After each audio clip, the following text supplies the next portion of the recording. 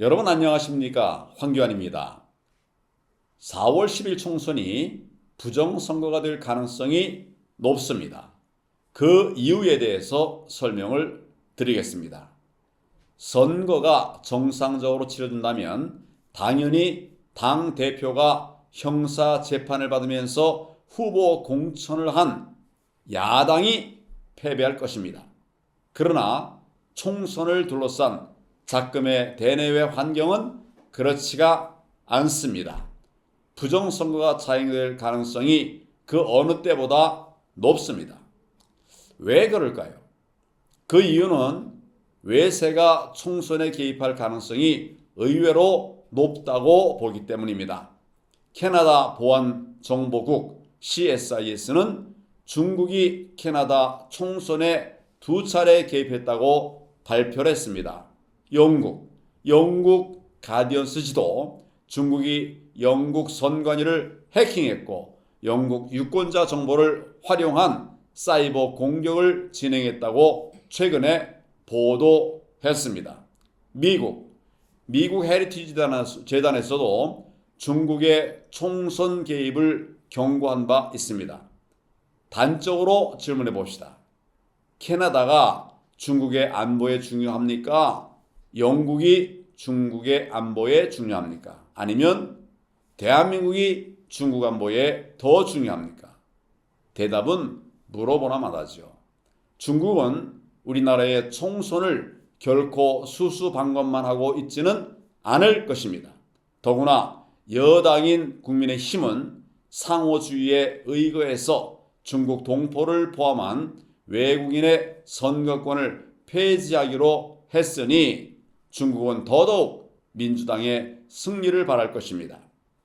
왜 이재명 민주당 대표는 MZ세대가 싫어하는 중국을 언급하면 표가 떨어질 것이라고 하는 사실을 알면서도 이를 감수하면서까지 중국에 쉐쉐하면 된다 이렇게 했겠습니까? 이는 중국의 역할을 믿는다는 신호 발신이라고 봐야 합니다.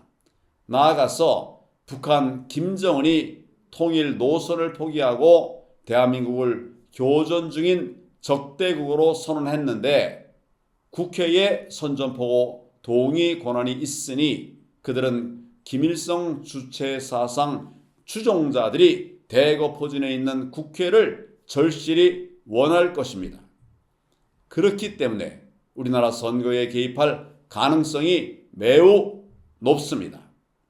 또한 집권 여당이 국정원 대공수사권 복원을 공약을 내세운 것도 북한으로 봐서는 최악의 상황이기 때문에 그들은 어떻게 해서든지 야당이 국회를 장악하도록 할 것입니다. 국내적으로는 어떠합니까? 우선 이재명 민주당 대표는 전과 사범입니다. 현재도 여러 건의 재판을 받고 있고 또 형수에게 입에 담지 못할 그런 언행을 보여준 폐륜적 행태를 볼 때 그가 이번 총선에서 어떤 범법을 저지른다고 해도 하등 이상할 게 없습니다. 둘째로 만일 이번 총선이 정상적으로 치러진다면 지난 4.15 총선부터 시작된 그간의 사전투표와 당일 투표의 패턴과 또 그래프가 이번에는 완전히 바뀔 것이기 때문에 그들의 지난 선거 부정이 탄로나지 않고 또 연속성을 유지하도록 하기 위해서라도 또다시 부정한 방법이 동원될 가능성이 아주 농후합니다. 셋째, 이제까지 4.15 총선과 관련해서 180일 이내에 끝내게 되어 있는 선거 재판이 3년 가까이 미뤄졌을 뿐만 아니라 재검표 때 정말 다양한 종류의 비정상적인 투표지가 쏟아져 나왔음에도 불구하고 사법부, 선관위, 정부와 여당 그리고 언론은 이를 극구 외면해왔습니다. 이러한 사회적 무관심에 고무된 부정선거 획책 세력들은 이번에 더 과감해질 것입니다.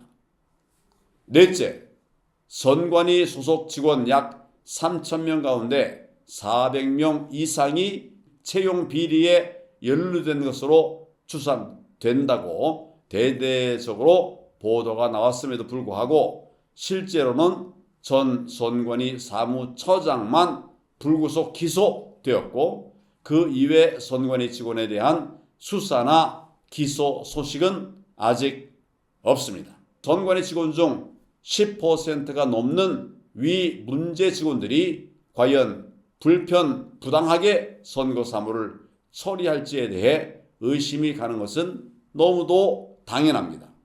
저는 선거 정의를 반드시 지켜내겠습니다. 국민 여러분께서도 이번 총선 투개표 과정을 면밀히 주시해 주시기를 바랍니다. 함께 합시다. 감사합니다.